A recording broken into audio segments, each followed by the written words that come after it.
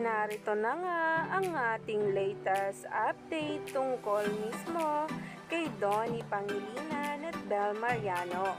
Kahapon nga ay talagang napaka-successful ng MediaCon ng Can't Buy Me Love, kung saan ay nagsama-sama nga ang mga bigating artista, journalists, and bloggers para nga tunghayan ng MediaCon ng first ever teleserye nilang Can't Buy Me Love, na kung saan nga ngayon ay trending pa rin at pinag-uusapan. Pero ito nga guys, ay talagang nilabas din ang unreleased teaser nga raw ng Can't Buy Me Love na talaga nga naman ngayon lang natin napanood. Kaya naman, sabay-sabay nating tingnan at alamin.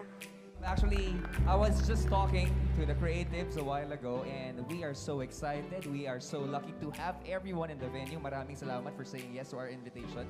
And because we are so happy, we prepared something for you guys to see as well. Ladies and gentlemen, this is an unreleased trailer of Can't Buy Me Love.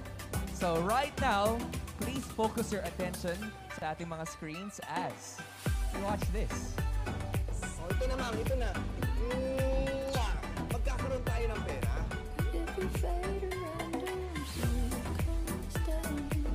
Caroline, di ka pa sasabay sa akin papunta sa tinboy ng ate mo? Do you really want me to be there, Papa? I want you all to be there. May mata ka.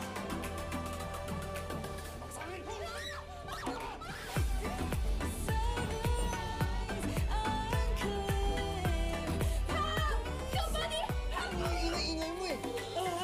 Mali iniisip nyo eh.